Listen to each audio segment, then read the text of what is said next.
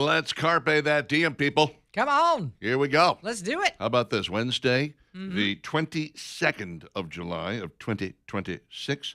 It is 6:06 a.m., and we have got ourselves another hot one today, 93 for a high. Humid, not a great chance of rain today. Tomorrow, I think it's 50%, 60 and 60 as we work our way deeper into the weekend.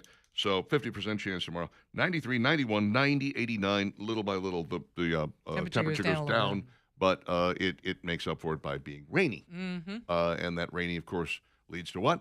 Leads to humidity. Yes, it does. That's Just usually how it goes. Get used to the idea. It's been a rough breather here lately. The windows have been steamed up, fogged up, and my truck is the only place where I'm truly happy. So I'm moving into my truck. Are you? Yes, I've decided Those I'm are your going to live plans? there now. You'll save a lot of money doing that. That's what I'm thinking. Mr. Bugs is going to come treat the truck as well. They're going to come make sure there's no bugs in the truck. That's what they do. MRBUGGS.com if you'd like to find out more about this great sponsor of ours. They've been with us, 6 or 7 years now.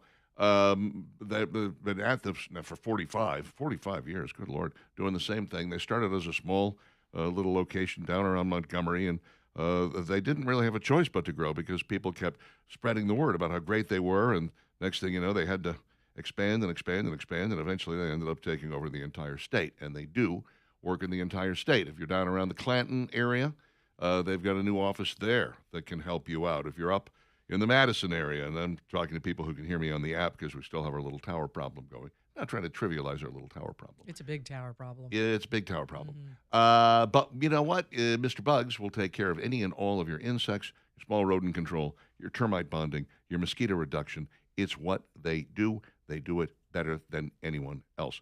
MRBUGGS.com, 844-MRBUGGS statewide. Mr. Bugs, they know what bugs you. And now, it's Dixon and Vining's top 3 things you need to know. Well, President Donald Trump is at a crossroads when it comes to the war in Iran. Does he want to take the offer that is being shoved at him by Qatar, Egypt, Pakistan, and Oman, that there should be a 10-day ceasefire and reopen the shipping lanes through the Strait of Hormuz? Or does he want to team up with Israel and make this thing just a full-scale blast to the point where Iran has to cry uncle? Marco Rubio did a press conference earlier today, even though he had just met with the Chinese foreign minister. Almost all the questions were about Iran, which was kind of interesting.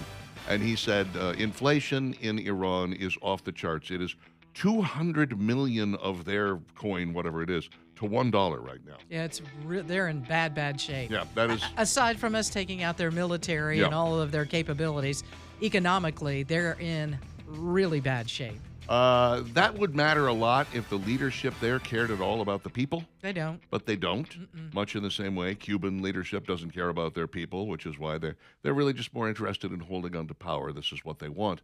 But there may come a time when they just don't have an option any longer, that they're just going to have to throw up their hands and cry uncle and give in, depending on how hard we hit them and where we hit them and where is the next strategic bit of work here. You know, we've taken out some bridges, we've taken out some power stations. Where else are we going aside from the military stuff? Pickaxe Mountain is the next one we really need to go after, and we know that's deep underground, but that's apparently where a lot of their chemicals and nuclear capabilities are. So we're looking at Pickaxe Mountain, but that one's going to be a tough one. And the other thing is, too, a 10-day ceasefire seems way too long. Yeah. You want to do a 24-hour ceasefire to give you an opportunity to get your signature on a piece of paper and let's see if you can do this deal? Okay, maybe so. But 10 days? No, you've had ample opportunity, Iran, over and over and over again. Donald Trump has tried to be patient, and he's lost his patience because we've lost those in the military, and also you've again fired on ships that are in the Strait of Hormuz. And we're not putting up with that. Nope. So I'm not sure which way he goes with this, but based on what we saw last night, more pounding. Unless he decides to do something today that maybe we won't even look at that 10-day ceasefire. Night 11 Yep. of attacks upon Iran, and it looks like we may go again today. Who knows? Guess who was named the 2026 Crime Stopper of the Year? I know. I can't believe it either. It's Mayor Randall Woodfin. Yeah, that's right. Mayor Randall Woodfin was named Crime Stopper of the Year by Crime Stoppers of Metro Alabama. He will receive this award during the organization's annual luncheon today at the Finley Center in Hoover. The annual award recognizes individuals who have made significant contributions to fighting crime and supporting Crime Stoppers programs. I think the thing's most frustrating about Randall Woodfin is that we had a year where there were 156 murders in Birmingham. It's like the most since the 1930s, like since Al Capone we were was breaking running some records. wild in Chicago. Yeah. And then the next year, he managed to cut that number by more than half. And you go, wait, you could do this all the time, but you just didn't? Like what was oh, right, election year, right. That was why you decided maybe it was time to trim that murder number back.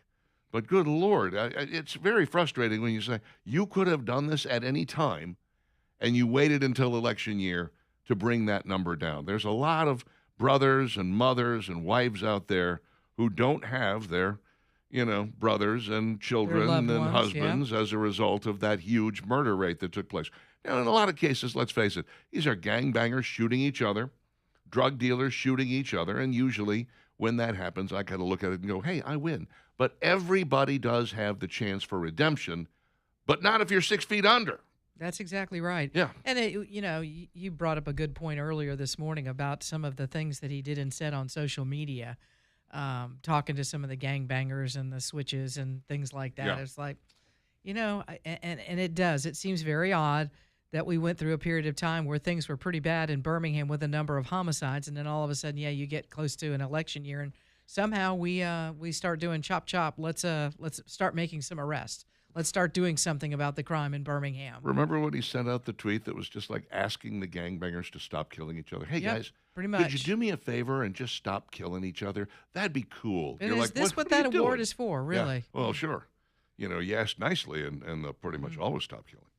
I think maybe you give it to Michael Pickett, the chief, rather than Mayor Woodfin. Maybe. The Trump administration is pausing over $1 billion in Medicaid payments to both Minnesota and California because of fraud and compliance concerns. They said, the Trump administration said, we need to see that this money is going where it's supposed to be going.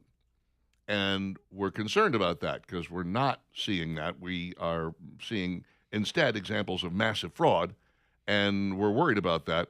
We've noticed that when we cut off some payments entirely to sections like these hospice programs, or in the case of California, there was adult learning centers, there was a adult daycare supposed to be taking care of 8,000 elderly people. The building was the size of a phone booth. Nobody had ever been in there in their lives. And they said, this is Medicaid money that's supposed to be going to people who need it, and instead we're sending it off to you jokers. And the real problem here is that it's federal money, but it's administered by the state. The state, yeah. And there's, no really oversight of this whole thing. Or if there is oversight, then it's fraudulent. Yeah.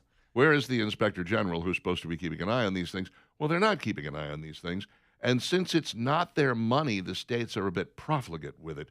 That is to say, if, for instance, Steve gave me a whole bunch of money and said, go grocery shopping for me, I might go out and just start throwing money around left and right. I want these Oreos, and I'm going to grab those Cheerios, and I'm going to grab this latest Lay's or whatever. Speaking of which, we have some here. Because it's not my money. I'm going nuts. I'm buying whatever I want. Bad idea. Bad idea. So they figured, here's the best possible way to get the state's attention. Stop giving them the money. And then say, you'll have to prove to us that how you're spending you're it and where actually it's going spending to. correctly. Yeah. Now, the first thing that's going to happen here is that they're going to find themselves an activist judge who says, you can't do that. And then it's going to have to go, again, up the chain and reach the Supreme Court. And somebody somewhere is going to be like, yeah, they can do that. All they're doing is asking for proof that you're not wasting this money and that it's not going to scammers. There is a history of this money going to scammers in both of your states. So that's why we're going to allow this. And eventually they're going to have to actually start paying attention and do what they're supposed to do. Keep your fingers crossed. Anthony and Company Jewelers, 2080 Valleydale Road next to Ragtime Cafe. What a great place to get your next piece of jewelry, because they are making stuff from scratch. They are redesigning older pieces.